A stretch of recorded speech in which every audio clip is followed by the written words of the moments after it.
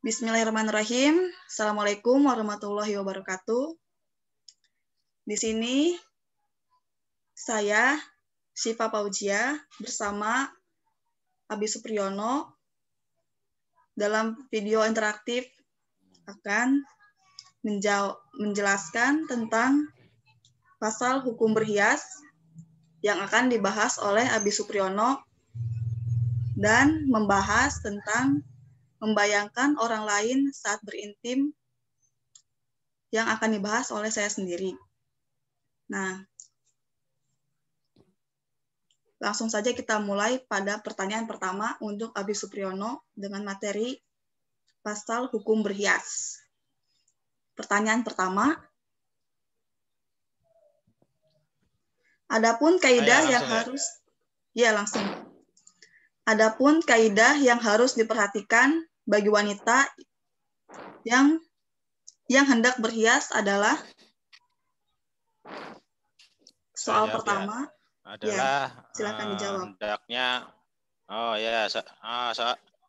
siap. Ya, soal pertama yang disampaikan oleh Mbak Syifa, jawabannya adalah hendaknya mereka menghindari perbuatan tabaruj. Itu jawaban singkatnya. Terus lanjut soal kedua, yaitu tabaruj secara bahasa diambil dari kata al-burj atau bintang, yang sesuatu yang terang dan tampak di antara yang lainnya. Maknanya yang terkandung adalah dijawab. Yang terkandung di sini adalah berlebihan dalam menampakkan perhiasan dan kecantikan seperti kepala, wajah, leher, dada, lengan, betis, dan anggota tubuh lainnya, atau menampakkan perhiasan tambahan. Nah, itu jawabannya. Terus lanjut. Yang tiga. Pertanyaan ketiga yaitu Imam Asy-Syaukani berkata, al-tabaruj adalah, pengertian al-tabaruj menurut Imam Asy-Syaukani adalah adalah dengan seorang wanita memakai sebagai dari perhiasan dan kecantikannya yang seharusnya wajib untuk ditutupnya, yang mana dapat memancing syahwat atau hasrat laki-laki.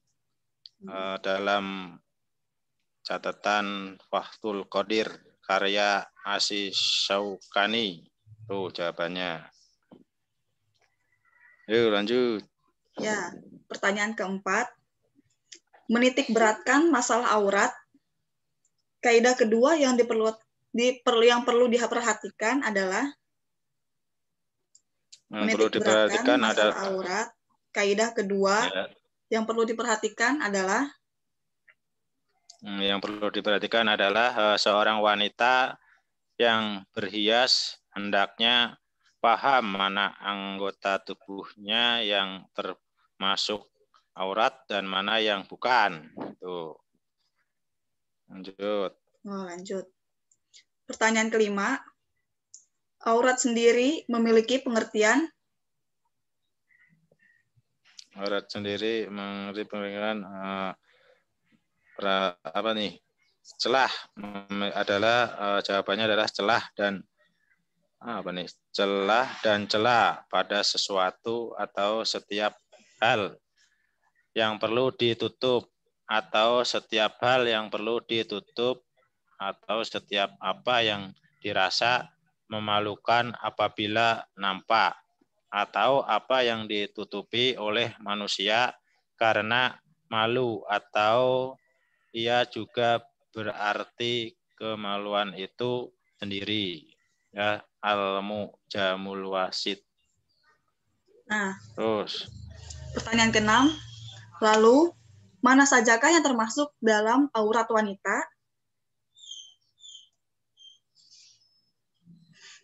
Yang termasuk Aurat wanita.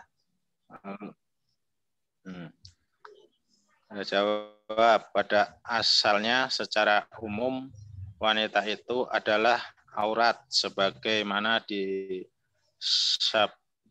disabkan dalam sebuah hadis. Apa nih bunyinya? Yang bunyinya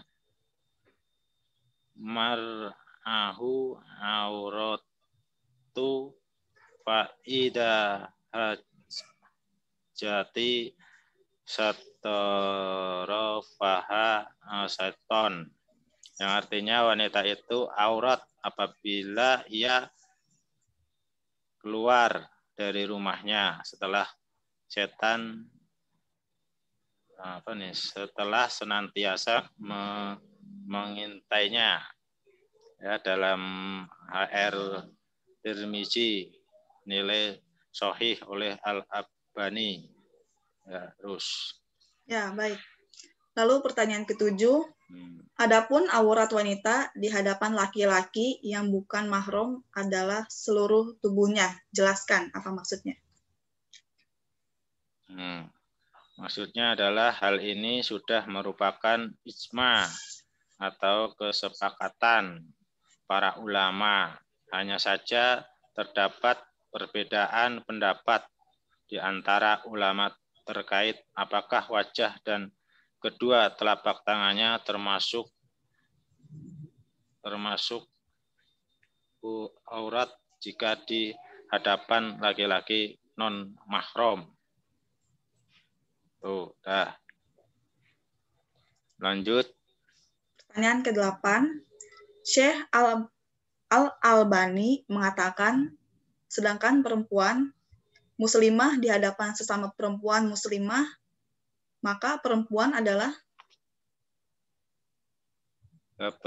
adalah aurat kecuali bagian tubuhnya yang bisa diberi perhiasan, yaitu kepala, telinga, leher, bagian dada atas yang bisa diberi kalung hasta dengan sedikit lengan atas yang bisa diberi hiasan lengan, telapak kaki, dan bagian bawah betis yang biasa diberi gelang kaki. Lanjut. Adapun tentang batas aurat seorang wanita di hadapan mahramnya, secara garis besar ada dua pendapat ulama yang masyhur atau populer tentang batasan Tentang batasan ini disebut. Jadi batasan mengenai aurat menurut masyhur ulama. Disebut yang pertama pendapat yang mengatakan bahwa aurat wanita itu di hadapan laki-laki mahramnya adalah antara pusat dan lutut. Selanjutnya yang kedua, pendapat kedua mengatakan bahwa aurat wanita di hadapan laki-laki mahramnya adalah sama dengan aurat wanita di hadapan wanita lain, yakni semua bagian tubuh kecuali yang bisa diberi perhiasan. Lanjut. Jelaskan pendapat lain yang pendapatnya lebih kuat dari Syekh Al-Albani mengenai aurat wanita di hadapan laki-laki mahramnya.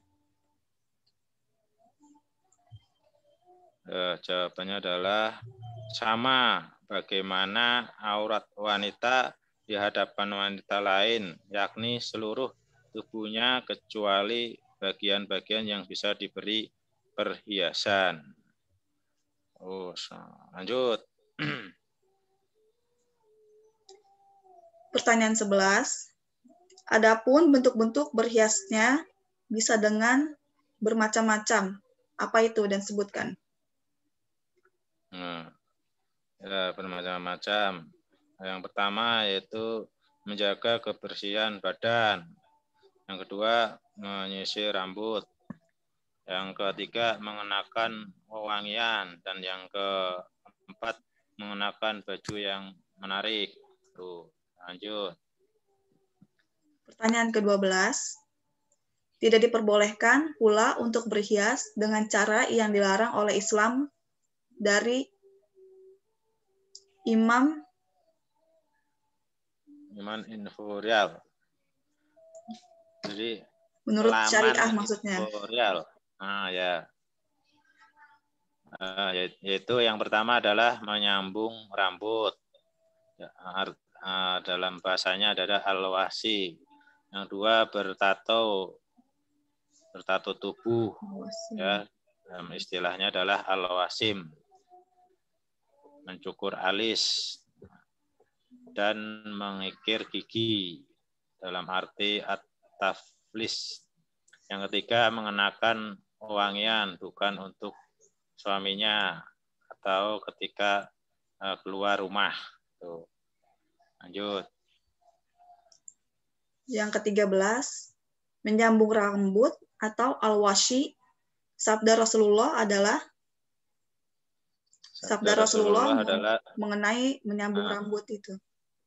Ya, sabda Rasulullah adalah Nabi Shallallahu Alaihi Wasallam bersabda, Allah melaknat menyambung rambut dan orang yang minta disambung rambutnya. Riwayat Bukhari dan Muslim. Lanjut. Pertanyaan ke-14. Bertato tubuh atau al-wasim, mencukur alis atau anames, dan mengikir gigi atau al-taflij. Mengenai hal tersebut, sabda Rasulullah adalah Rasulullah Shallallahu Alaihi Wasallam bersabda, Allah melaknat orang-orang yang bertato dan wanita yang minta ditato. Wanita yang menyambung rambutnya dengan rambut palsu, yang mencukur alis dan yang minta dicukur, serta wanita yang meregangkan atau mengikir giginya untuk kecantikan yang merubah ciptaan Allah. Riwayat Bukhari dan Muslim. Lanjut. Pertanyaan ke-15. Bagaimanakah sabda Rasulullah mengenai wanita yang memanjangkan kuku? Salah kali itu. 15. Iya, pertanyaan ke-15. Oh iya. Ya, betul. Sabda Rasulullah adalah sabda Nabi Rasulullah kita Shallallahu Alaihi Wasallam bersabda, yang termasuk fitrah manusia itu ada 5, yaitu khitan, mencukur bulu kemaluan, mencukur kumis, memotong kuku, dan mencabut bulu telinga. Ketiak. Sabda riwayat Bukhari dan Muslim. Lanjut. Pertanyaan ke-16. Berhias menyerupai kaum lelaki. Menurut sabda Rasulullah adalah sabda Rasulullah Shallallahu Alaihi Wasallam bersabda, melaknat laki-laki yang menyerupai dari seperti wanita dan melaknat wanita yang menyerupai diri seperti laki-laki. Riwayat Bukhari. Hadis ini dinilai sahih oleh At-Tirmizi. Ya, lanjut. Pertanyaan ke-17. Dalam Islam berhias atau merapikan diri adalah suatu kebaikan dan sunnah jika dilakukan sepanjang untuk tujuan ibadah atau kebaikan. Lanjut. Ya. Pertanyaan ke-18. Adab berhias dalam Islam adalah Ada berhias dalam Islam ada 3. Yang pertama, tidak berlebihan, tidak tabarruj, dan menjaga aurat. Baik, pertanyaan ke-19. Aurat muslimah di hadapan laki-laki yang bukan mahram adalah dari ujung kepala sampai ujung kaki. Hal ini adalah kesepakatan dari para ulama. Ya, yang 20. Lanjut. Baik, pertanyaan terakhir, pertanyaan ke-20. Penggunaan produk kecantikan yang diizinkan oleh syariah, menurut syariah adalah produk yang pengaruhnya bersifat sementara dan bukan permanen. Produk yang merubah kondisi muslimah secara permanen diharamkan karena termasuk dalam mengubah ciptaan Allah. Ya, cukup. Lanjut. Jadi itu materi Abi Supriyono mengenai adab berhias menurut syariah. Selanjutnya adalah materi saya, yaitu hukum membayangkan orang lain pada saat berijma atau hubungan intim. Ya, Abi Supriyono, silakan dipersiapkan pertanyaannya. Ya, siap. Selanjutnya dilanjut dengan pertanyaan yang pertama. Apa hukum membayangkan orang lain dalam berhubungan intim? Ya, silakan. Hukumnya adalah haram. Dalam fatwa Syabakah Islamiyah dinyatakan, jika seseorang membayangkan melakukan hubungan dengan suaminya atau istrinya, maka tidak masalah. Karena pada dasarnya dia diperbolehkan untuk bersentuhan maupun melihat tubuhnya. Sementara membayangkan jelas lebih ringan dibandingkan itu semua. Namun yang jadi masalah adalah jika yang dibayangkan selain pasangannya, maka itu adalah perbuatan haram yang berdosa. Perbuatan ini juga dibahas oleh hadis riwayat Bukhari dan Muslim, yang artinya sesungguhnya Allah menetapkan jatah zina untuk setiap manusia. Dia akan mendapatkannya dan tidak bisa dihindari. Zina mata untuk melihat, zina lisan dengan ucapan, zina hati dengan membayangkan, dan gejolak syahwat. Sedangkan kemaluan membenarkan semua itu dan mendustakannya. Ya, selanjutnya. Ya, selanjutnya pertanyaan yang kedua. Mengapa perbuatan tersebut diistilahkan lamam? Mengapa perbuatan tersebut diistilahkan lamam? Karena dosa jenis ini tidak seperti dosa perzinahan secara langsung yang dihukum dosa besar atau kabair. Dosa jenis ini termasuk dosa yang disebut Al-Quran dengan istilah lamam. Allah berfirman dalam surat An-Najm atau An-Najm. Quran surat An-Najm ayat 32 yang artinya yaitu orang-orang yang menjauhi dosa besar dan perbuatan keji yang selain dari lamam, kesalahan-kesalahan kecil. Jadi kenapa disebut kesalahan lamam? Yaitu karena membayangkan tidak sefatal dosa berzina secara langsung dengan orang lain gitu. Jadi hanya menduga-duga dan berangan-angan sifatnya. Jadi jadi Allah masih bisa mentoleransi, tapi tetap berdosa hukumnya, bukan berarti diperbolehkan. Nah, lanjut. Ya, lanjut. Pertanyaan yang ketiga. Apakah perbuatan tersebut termasuk berzina? Ya, termasuk berzina karena seluruh anggota kita, anggota badan ini berpotensi melakukan zina dari mata, telinga, mulut, tangan, bahkan kaki, hati dan pikiran juga berpotensi melakukan zina. Ya. Lanjut pertanyaan keempat. Ya, mengapa ada orang sampai hati bisa berbuat demikian?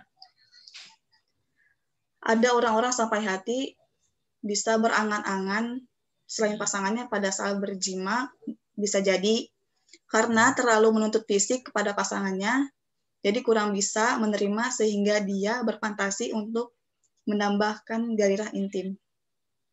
Nah, selanjutnya. Selanjutnya yang 5, efek yang dapat ditimbulkan dari perbuatan tersebut. Efeknya adalah dapat berakibat merenggangnya hubungan pasangan tersebut dan memungkinkan meninggalkan pasangannya. Selain itu, dia juga bisa menuntut lebih terhadap pasangannya dikarenakan merasa kurang tertarik dan supaya bisa memenuhi ekspektasi sesuai apa yang ia fantasikan. Larangan fantasi seks pada bukan pasangan halalnya pasangan halalnya diantarakan karena akan membangun beban psikologis yang dapat mengurangi rasa cinta, respect kepada pasangan sebenarnya. Mobilitas hasrat pada yang lain lambat laun dapat mencerai-beraikan pintalan-pintalan cinta dan selanjutnya menceraikan hati dan lebih potensial terjadi konflik hingga bercerai. Itulah mengapa para ulama menyatakan bagian dari yang diharamkan dan berdosa itu melakukannya. Jadi para ulama sepakat bahwa perbuatan ini termasuk berdosa. Gitu.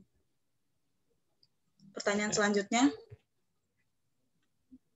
Selanjutnya yang ke-6 adalah bagaimana pendapat para ulama mengenai perbuatan tersebut. Ibnu Hajj al-Maliki mengatakan, jika seorang laki-laki melihat seorang wanita yang menarik hatinya, kemudian laki-laki itu mendatangi istrinya, lalu mereka melakukan jima, dan membayangkan wanita yang tadi dilihatnya hadir di kedua bola matanya, maka ini adalah bagian dari zina. Seperti halnya perkataan ulama pada kita terhadap orang yang mengambil segelas air dan membayangkan air itu adalah khamar yang akan diminumnya, maka air itu berubah menjadi haram baginya.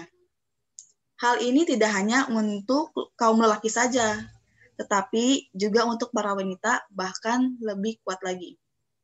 Hal seperti ini bisa lebih sering terjadi pada wanita di zaman sekarang dikarenakan seringnya ia keluar rumah dan memandang orang lain.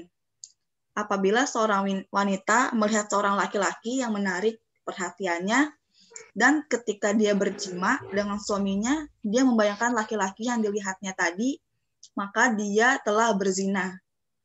Kita meminta perlindungan kepada Allah.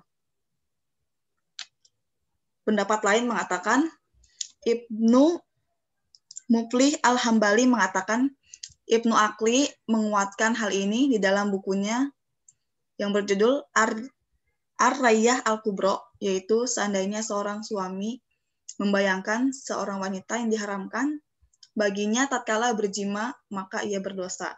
Jadi meskipun hubungan yang mereka lakukan itu sudah halal karena pasangan suami istri, tapi dikarenakan salah satu pasangannya membayangkan orang lain selain pasangannya, maka tetap berzina hitungannya.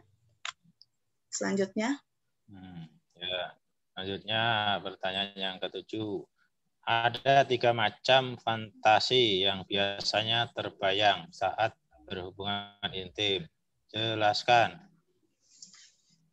Ya, jadi yang pertama ada berfantasi dengan tempat bercinta. Artinya seorang yang sedang bercinta dengan pasangannya membawa pikirannya ke suatu tempat yang menurutnya bisa menambah gairah seksual dalam memberikan kepuasan kepada pasangannya.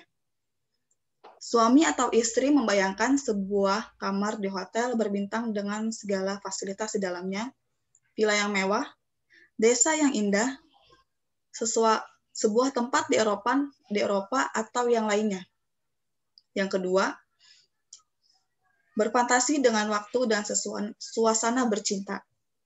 Artinya, seorang yang sedang bercinta dengan pasangannya membayangkan bahwa mereka berdua sedang berada dalam suatu momen atau suasana terindah. seperti membayangkan bahwa ia sedang berada di dalam suasana malam pertama pernikahan, liburan panjang di suatu pulau yang hanya ada mereka berdua, atau yang lainnya.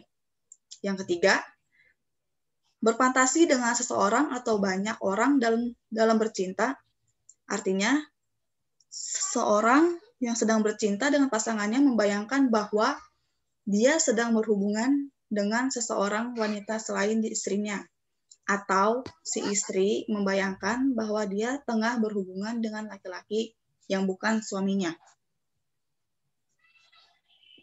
Ya, lanjut yang ke-8. Jika dalam berfantasi saat intim diperbolehkan membayangkan suatu tempat atau suasana tertentu masih diperbolehkan, lantas mengapa saat membayangkan orang lain atau selain pasangan itu berdosa? Ya, karena berfantasi dengan membayangkan suatu tempat yang indah ataupun dalam suasana yang romantis itu masih diperbolehkan menurut syariat karena bisa menambah keintiman dalam hubungan tersebut dan gairah. Sedangkan mengapa membayangkan orang lain itu diharamkan karena itu termasuk zina hati. Ya, selanjutnya pertanyaan yang ke-9. Selain membayangkan orang lain saat intim adalah perbuatan lain yang termasuk jenis dosa. Lamam, jelaskan.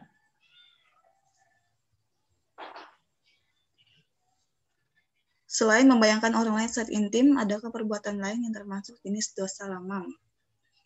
Memandang dengan syahwat, menyentuh dengan syahwat, mencium, berkala mesum, berbicara porno termasuk perbuatan lamam.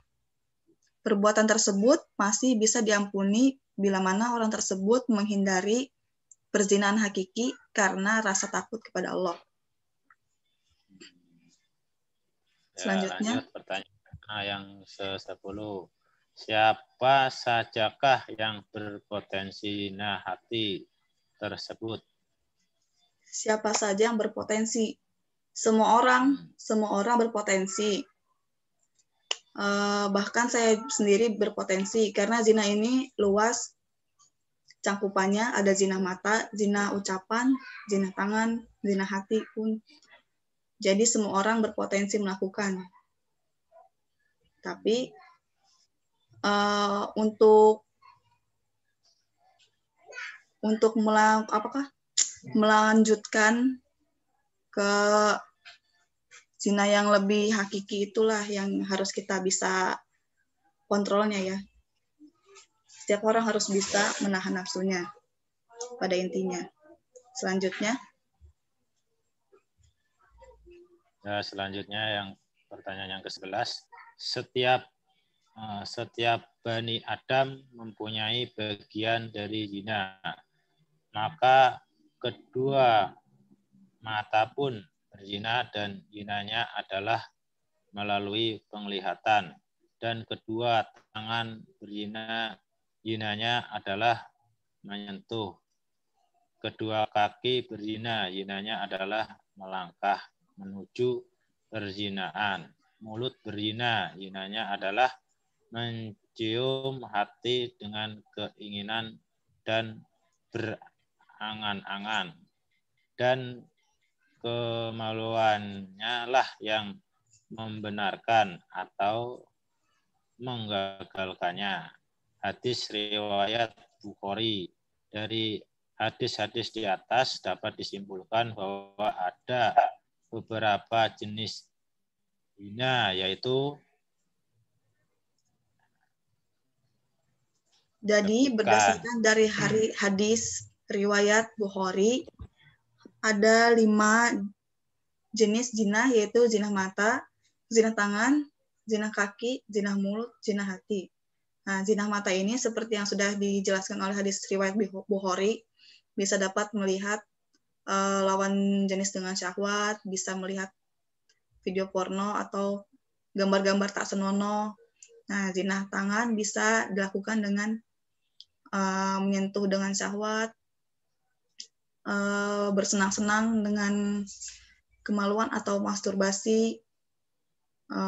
Lalu zina kaki.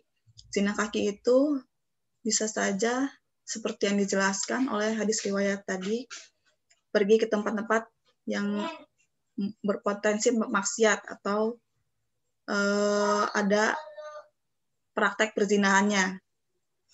Kalau zina mulut, bisa kita mengucapkan kata-kata tak senonoh, bisa berciuman dengan syahwat, itu jelas-jelas zina. Sedangkan zina hati itu memiliki atau bisa juga mempunyai perasaan kepada lawan jenis yang bukan mahramnya, lalu bisa juga membayangkan yang bukan mahramnya. Jadi seperti itu. Ya. Selanjutnya pertanyaan yang ke-12. Apa saja yang harus dilakukan agar terhindar dari perbuatan tersebut? Nah, untuk menghindari perbuatan tersebut, maka kita semua harus menjaga sholat wajib, yaitu sholat 5 waktu, membaca, memahami makna dan kajian Al-Quran. Yang ketiga, menghindari mendatangi tempat-tempat yang berpotensi praktek perzinahan. Yang keempat, berteman dengan orang-orang soleh agar bisa saling mengingatkan satu sama lain. Yang kelima, memperluas keilmuan dan pengetahuan mengenai keislaman agar bertambahnya iman dan takwa. Ya, pertanyaan selanjutnya. Ya, yang selanjutnya yang 13. Dari segi dampak yang ditimbulkan untuk bentuk perbuatan zina kiranya dapat digolongkan menjadi 3 macam, yaitu bentuk-bentuk perbuatan zina dapat digolongkan menjadi 3 macam, yaitu yang pertama, perbuatan zina yang dominan berdampak negatif terhadap diri sendiri. Kedua, perbuatan zina yang dominan merusak diri pelaku tetapi berdampak pada masyarakat. Lalu yang ketiga, perbuatan zina yang dominan berdampak negatif kepada orang lain atau masyarakat tetapi juga merusak diri sendiri. Jadi ada 3 jenis golongan menurut dampaknya. Yang pertama, diri sendiri. Yang kedua, pada orang lain atau masyarakat. Yang ketiga, kepada masyarakat tapi merusak diri sendiri. Gitu. Pertanyaan selanjutnya. Ya, selanjutnya yang pertanyaan ke-14. Mengapa ada penggolongan perbuatan zina? Jelaskan. Untuk menemukan jenis hukuman apa yang dilimpahkan kepada para pelakunya. Dari ketiga penggolongan ini pula dapat diketahui bahwa mengapa tidak setiap perbuatan zina ada sanksi hukumnya atau hadnya di dalam Al-Quran. Pelaku perbuatan zina jenis pertama tidak diancam dengan hukuman badan karena perbuatan ini tidak menimbulkan efek negatif kepada masyarakat atau tidak melukai rasa keadilan masyarakat. Zina jenis ini bersifat individual, tidak melibatkan orang lain. Efek yang ditimbulkan oleh perbuatan ini berupa pengaruh negatif pada diri si pelaku, yaitu tumbuhnya rasa sepele atau menganggap enteng terhadap dosa, terutama dosa-dosa yang berkaitan dengan kesusilaan. Contoh zina mata, zina telinga, dan zina tangan. Namun demikian, perbuatan-perbuatan tersebut tetap merupakan suatu dosa karena secara zatiah perbuatan-perbuatan tersebut menimbulkan rasa malu jika diketahui orang lain. Sehingga ketika melakukan perbuatan-perbuatan tersebut, orang selalu bersembunyi dari pandangan orang lain. Inilah yang dinamakan dosa sebagaimana dijelaskan Rasulullah, yang artinya ketaatan itu adalah akhlak yang baik, dan dosa itu adalah sesuatu yang beredar di hatimu, dan engkau tidak suka jika hal itu diketahui oleh orang lain. Hadis riwayat Muslim. Pertanyaan selanjutnya. Ya, selanjutnya pertanyaan yang ke-15. Berangan-angan ada yang diperbolehkan, ada yang dilarang. Mengapa demikian? Yang diperbolehkan berangan-angan Jelaskan. yaitu berangan-angan dalam hal kebaikan, sifatnya memotivasi dan membuat kita berpacu dalam melaksanakan kebaikan, dan menjadikan kita pribadi yang lebih baik lagi sehingga bisa membedakan perbuatan baik dan buruk atau berdosa. Sedangkan yang tidak diperbolehkan dalam berangan-angan yaitu membayangkan yang senonoh, bersifat syirik, dan menjerumuskan keburukan yang merugikan diri sendiri. Ya, selanjutnya. Selanjutnya pertanyaan yang ke-16. Mana contoh kasus berangan-angan sehingga kurang bisa menerima pasangannya? Jelaskan. Contoh kasus, misalnya pada pengantin baru yang baru beberapa bulan menikah, istrinya ini mendatangi ibunya dan mengeluhkan kalau suaminya ini telah merasa kecewa kepada dirinya dikarenakan bentuk fisik perempuannya ini tidak sesuai ekspektasi suaminya. Ekspektasi apa itu maksudnya? Suaminya ini bisa dikatakan dia pecandu film dewasa. Jadi ketika menikahi istrinya, lalu yang didapatinya tidak sesuai ekspektasi yang seperti ia lihat di video, maka dia kecewa dan menuntut banyak. Nah, si istri ini lalu dituntut untuk memiliki badan yang ideal misalnya. Lalu dipaksa untuk melakukan olahraga rutin. Lalu si istri kalau bilang dia keberatan karena memiliki aktivitas yang banyak gitu, tidak sempat lah. Jadi si suami ini menyebut kalau istrinya itu malas, padahal ketika ketahuan oleh istrinya, si suami ini ternyata adalah pecandu video dewasa. Jadi yang membuat dia terlalu banyak menuntut kepada istrinya adalah karena ekspektasinya itu terhadap film-film dewasa itu. Jadi seperti itu contohnya. Pertanyaan selanjutnya. Ya. Nah, selanjutnya yang ke-17. Seberapa bahayakah kecanduan porno bagi pasangan yang telah menikah? Jelaskan. Bagi sebagian orang yang sudah berpasangan, suami istri maksudnya, film dewasa ini bisa saja membangkitkan gairah seksual yang semu, yaitu hanya angan-angan, ataupun bisa disebut hanya berfantasi. Film dewasa juga menimbulkan rebound efek, yaitu tanpa film itu, gairah seksual akan semakin menurun.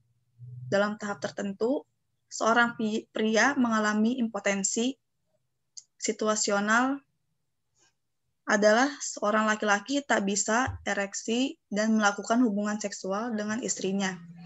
Tetapi dia bisa ereksi apabila ada rangsangan dari wanita lain. Demikian sebaliknya, dengan wanita semakin tidak bergairah kepada suami, tetapi bergairah dengan pria-pria dalam fantasinya. Dengan demikian, kualitas hubungan seksual akan semakin menurun dan merupakan langkah menuju perselingkuhan, kejahatan seksual, serta kehancuran pernikahan.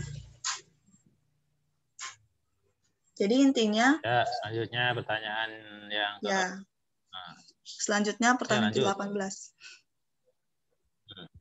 Lanjut, Dik. Ya, yang 18. Apa sajakah akibat bagi pasangan suami istri yang kecanduan film porno? Jelaskan. Jadi akibat dari kecanduan film dewasa ini bagi suami istri ada 3, yaitu perselingkuhan. Perselingkuhan disebabkan laki-laki kecanduan film dewasa akan kehilangan seleranya terhadap pasangan sehingga akan mencari wanita yang sesuai ekspektasinya dalam video tersebut. Nah, yang kedua adalah kejahatan seksual. Kejahatan seksual merupakan semua tindakan seksual, percobaan tindakan seksual, perdagangan seks, dan menggunakan paksaan, ancaman, dan paksaan fisik. Dalam situasi apa saja, termasuk, tapi tidak terbatas pada rumah dan pekerjaan. Kejahatan seksual dapat dalam berbagai bentuk termasuk perkosaan, perbudakan seks atau perdagangan seks, kehamilan paksa, kekerasan seksual, eksploitasi seksual, dan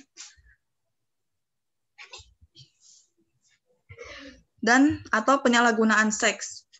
Dan penyebab terjadinya pemerkosaan atau pelecehan seksual karena pelaku penonton video porno yang memiliki pasangan yang seperti apa yang dilihat di video tersebut tersalurkan. Maka ketika melihat perempuan yang cantik gitu, seperti yang difantasinya, meskipun masih anak di bawah umur, apalagi sudah dewasa, oleh karena itu dia akan melakukan pelecehan seksual dan memperkosanya.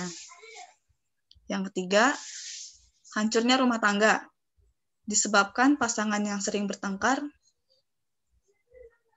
diakibatkan karena ketika hubungan intim, suami ataupun istri membayangkan orang lain, suami selalu meminta lebih dan istrinya seperti yang digambarkan di video porno. Oleh sebab itu, pasangan yang sudah lama ataupun sebentar atau yang baru saja menjalin pernikahan, jika keseringan menonton film dewasa, maka berdampak buruk pada pernikahannya. Pertanyaan selanjutnya.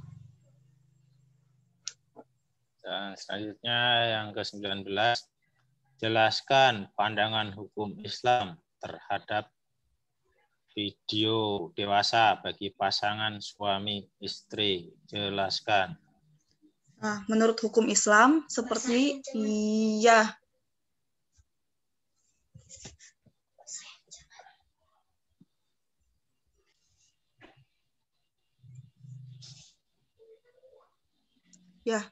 jadi menurut hukum Islam, seperti difatwakan Majelis Ulama Indonesia nomor 287 tahun 2001 tentang pornografi dan pornoaksi tanggal 22 Agustus 2001, berdasarkan surat Al-Isra ayat 32, kita dilarang mendekati zina. Lalu ada di surat An-Nur ayat 30-31, mengatur tentang cara bergaul, memelihara kehormatan, dan batas aurat. Pada surat Al-Ahzab ayat 59, mengatur tentang aurat perempuan mukminah. Dan Al-Maidah ayat 2, larangan melakukan tolong-menolong dalam melakukan perbuatan dosa dan pelanggaran. Maka batasan pornografi maupun pornoaksi menurut hukum Islam telah jelas. Jadi secara jelas Al-Quran telah melarang perbuatan zina dari yang masih memandang, yang masih berpotensi hingga terjadinya perbuatan zina tersebut. Islam sudah jelas melarang perbuatan tersebut dan dihukumi sebagai dosa besar. Pertanyaan selanjutnya. Selanjutnya yang terakhir, yang ke-20. Pandangan para ulama mengenai pasangan suami istri yang kecanduan menonton film dewasa. Jelaskan. Menurut Kiai Haji Muhammad Hasan Latif berpendapat tayangan video porno tidak boleh dibiarkan karena hal itu harus dicegah dengan berbagai upaya. Sebagai apa yang diperlihatkan dalam film dewasa bukan saja merusak akhlak tetapi juga sudah berimbas pada pola hidup penonton. Sebagaimana Allah berfirman, hendaklah mereka menahan pandangan dan kemaluannya, dan janganlah mereka menampakkan perhiasannya, kecuali yang bisa nampak daripadanya, dan hendaklah mereka menutup kain kudung ke dadanya. Dan janganlah menampakkan perhiasannya, kecuali kepada suami mereka, atau ayah mereka, atau ayah suami mereka, atau putra-putra mereka, atau putra-putra suami mereka, atau saudara-saudara laki-laki mereka, atau putra-putra saudara lelaki mereka, atau putra-putra saudara perempuan mereka, atau wanita-wanita Islam, atau budak-budak yang mereka miliki, atau pelayan-pelayan laki-laki yang tidak mempunyai keinginan terhadap wanita, atau anak-anak yang belum mengerti tentang aurat wanita, dan janganlah mereka memukulkan kakinya agar diketahui perhiasan yang mereka sembunyikan. Dan bertaubatlah kamu sekalian kepada Allah, agar orang-orang yang beriman supaya kamu beruntung. Dalam ayat ini, Allah memerintahkan untuk menjauhi perbuatan keji dan munkar yang bersifat merusak. Film dewasa termasuk maksiat. Maka berdasarkan surat tersebut, jelaslah menonton termasuk larangan dari Allah. Penonton film dewasa dianggap sebagai masyarakat yang sakit atau tidak waras. Jika penonton terus-menerus menonton film porno, maka penonton yang menyaksikan perlu direhabilitasi otaknya. Moralnya, karena jelas-jelas tayangan film dewasa itu adalah agen kemaksiatan. Beliau mendapatkan pula, akibat menonton film porno, orang akan lupa dengan Tuhannya. Jauh dari ajaran agama, dekat dengan setan sehingga mudah untuk berbuat maksiat, menyebabkan jauh dari petunjuk Allah. Jadi, itu adalah 20 pertanyaan mengenai membayangkan hubungan intim selain dengan pasangan suami istrinya. Ya. Udah. Itu ya. Nanti begitu ya kali ya.